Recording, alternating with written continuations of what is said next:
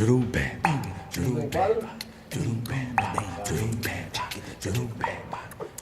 é recreio, né? É recreio. Atrás da Praia da Macumba e da Prainha. Entre a Macumba e a Prainha.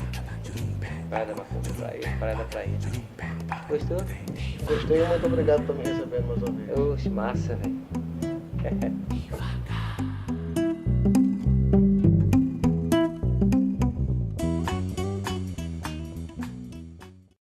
A notícia dessa semana vem diretamente falando do Recreio, Rio de Janeiro, para conversar com um ator que é pernambucano. Começou suas atividades no Recife, hoje tem uma carreira consolidada no cinema, no teatro e na televisão. Tenho o prazer de ser recebido em sua residência, Aramis Trindade. Muito agradecido. Prazer, rapaz. É tudo meio conhecer esse cabo, é arretado. Esse cabo aqui, ó. Luz tapela, fio do cabelo, come, dorme, agora viagem, não paga pedágio. Esse é bom. Esse é bom. Prazer conhecer esse cara que eu não conhecia. Manda bala, velho. Olha só, então, meu amigo, para começar, eu gostaria de dizer como é que você se descobriu como ator. Acha? A gente vai fazer um improvisozinho aqui. É. Dá licença, viu, Zé? É uma brincadeirinha. Improviso pela terceira vez. É uma já. brincadeira pra gente curtir.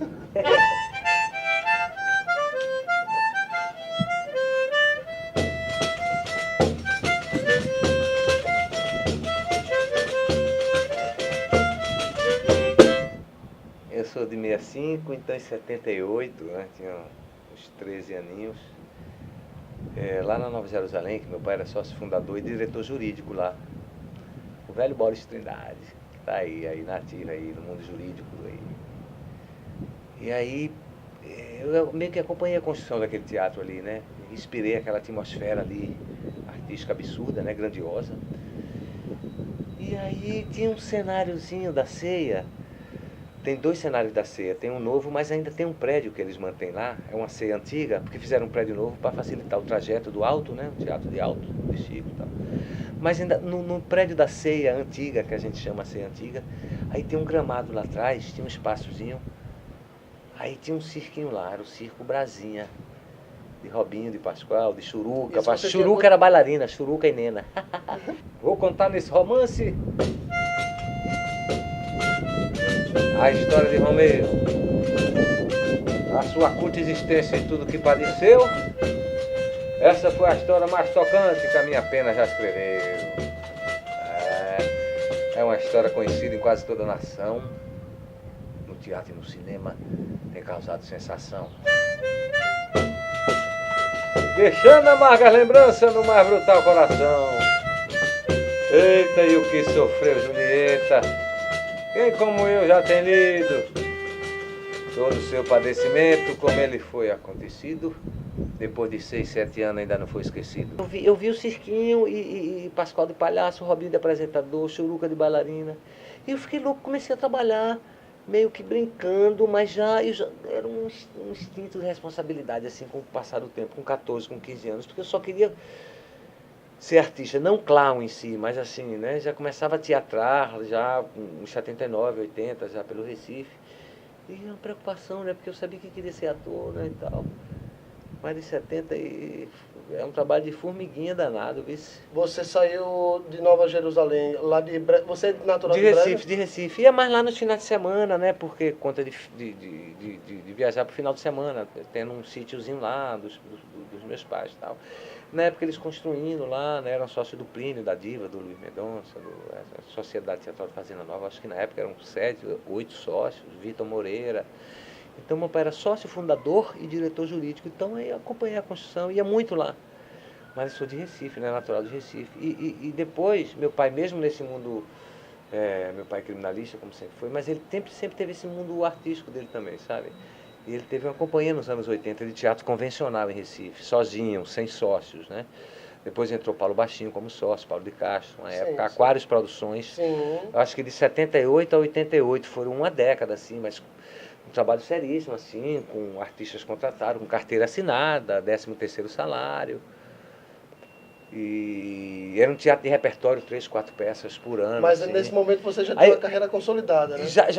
Até então eu trabalhava na companhia como contra-regra, como parte técnica. Só em 82 que eu comecei a trabalhar como ator, quer dizer, já tinha 17 anos. Até então era clown, de 78 a 82 só palhaço. Era o palhaço Cocorote. Verona, antiga cidade da província italiana.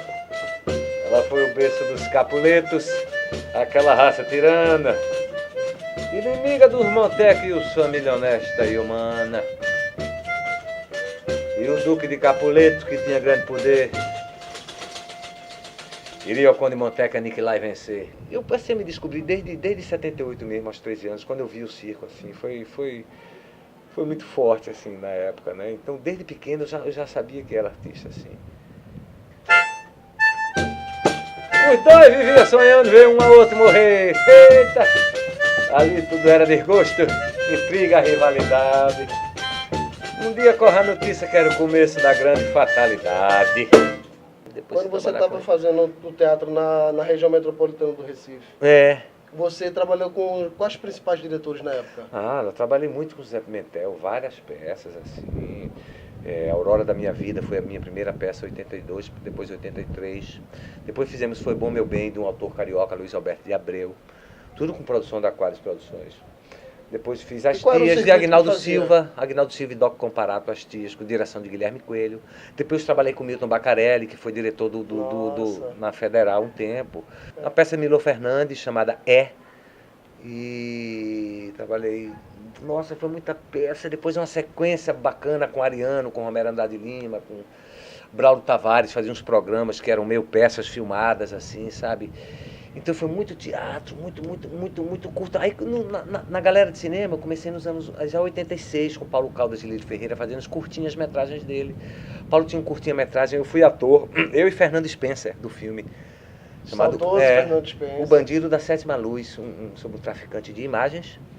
E aí eu, Fernando Spencer e Luiz Lima, dois ex-amigos, né, que já éramos protagonistas do filme, os três, assim. 86, depois O Crime da Imagem, outro filme do Lírio, de 89, com direção de elenco de João Falcão, olha que ótimo. Olha. Com Diva Pacheco no elenco, Paulo Falcão, Tuca Andrada. O Crime da Imagem, esse filme muito interessante. Eu comecei a fazer cinema nos anos 80, assim, paralelamente sempre com teatro. Depois a coisa de clown foi parando um pouco mais, né? Mas de verdade, de vez em quando você usa dentro de um personagem ou outro, né? Fatalmente, né? Com certeza. Como carece, é o mesmo preço. Vira, né? Cartada na manga, né? E muito cinema, muito curtinha-metragem. Aí a partir dos anos 90 eu fiz uma produtora com Paulo Lírio, Trama Produções, Marcelo Pinheiro, Germaninho Coelho Filho. Depois, assim, nos anos 90, teve o final do governo Itamar Franco, em 94, teve um concurso, um resgate do cinema brasileiro. Ia premiar 4 diretores estreantes em longa-metragem, né? Eu me lembro que foi Carla Camurati, com aquele filme Carlota Joaquina. Sim. Beto Brant, com Os Matadores. Sim. Aliás, esse cara só faz filme bom, esse cara de São Paulo, bicho. Filma bem.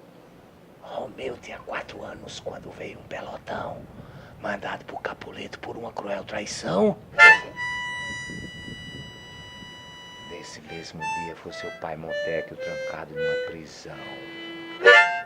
E ficou quando Montecchio trancado numa prisão sombria. Ali ele ignorava se era de noite ou de dia. Era preso e acorrentado, nem se mexer, o pobrezinho não podia.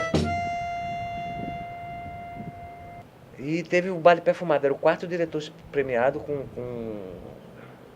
diretor estreante em longa-metragem, né? Daí Paulo e Lírio só tinha curta até então, a gente escreveu Saci Filmes, fomos premiados com uma parte da verba, né, pelo MIC, captamos outra para montar, daí foi outra Viocruz e outra história.